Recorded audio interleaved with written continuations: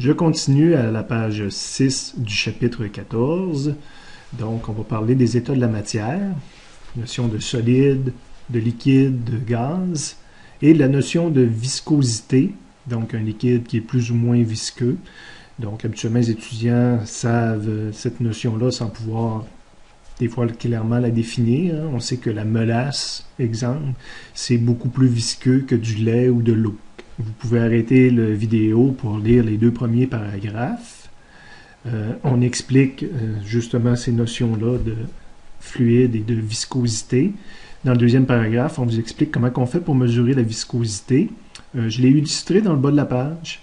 Okay? Le montage typique là, pour essayer de déterminer si un liquide est plus ou moins visqueux.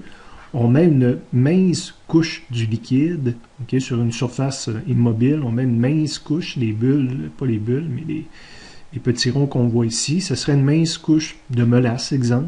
Puis on met une plaque par-dessus, puis on essaie de tirer la plaque. Okay? Bien, dépendant de la mince couche qu'on a mis, mélasse, ou je refais la même expérience en mettant de l'eau ou du lait, bien, ça va être plus ou moins facile de tirer la plaque sur le dessus. Okay? Donc, les forces qui sont illustrées, c'est ma force extérieure pour tirer sur la plaque. Puis chaîne résistance, donc une force vers l'arrière qui est plus ou moins grande puis qui me résiste plus ou moins.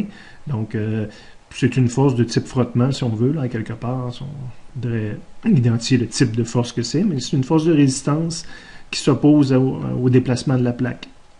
Plus un liquide est visqueux, donc si la viscosité augmente, ben, ce FR-là va être de plus en plus grand, la résistance va être de plus en plus grande. Okay? Donc, c'était ce qui était expliqué un peu là, dans les 2 premiers paragraphes en haut. Je reprends avec vous les points au milieu de la page. Si cette résistance-là est indépendante de la force appliquée, donc j'applique une force plus ou moins grande, c'est ce que je voulais mettre ici sous forme mathématique, là, que la force extérieure que j'applique peut augmenter ou diminuer, okay? Mais que le FR est toujours égal. On a donc une viscosité constante pour n'importe quelle force. C'est ce qu'on définit comme étant un fluide newtonien. Donc, le FR est une constante, même si je tire plus ou moins. Okay? Fluide newtonien. Si, lorsque j'augmente la force que je tire sur la plaque, on a une viscosité variable, donc FR n'est pas une constante, on va parler d'un fluide qui est non newtonien. Okay? Habituellement, la force de résistance diminue dans ces cas-là. Donc, j'augmente la force avec laquelle je tire la plaque, puis j'ai de moins en moins de résistance. On va parler d'un fluide qui est non newtonien. Okay?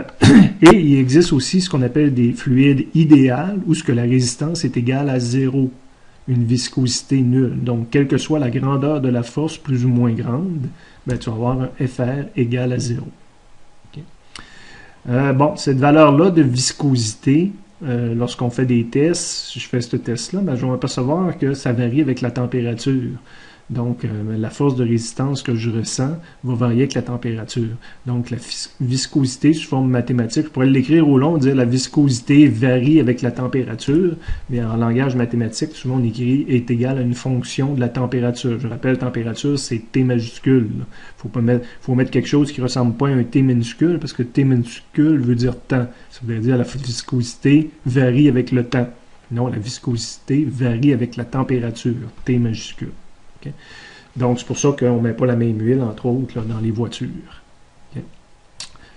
Et à la fin, on mentionne qu'on va évidemment faire la physique pour les fluides idéaux, donc ceux dont la viscosité était nulle. Ça se complique un peu quand on fait pour des fluides newtoniens ou non newtoniens.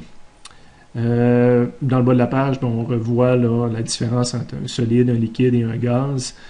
Si ça, c'est un contenant, ben, un solide va rester à l'endroit où je l'ai mis dans le contenant. Un liquide ben, va se répartir à travers tout le fond du contenant, puis un gaz va prendre tout l'espace. Donc, c'est une façon facile là, de faire la différence entre les états de la matière.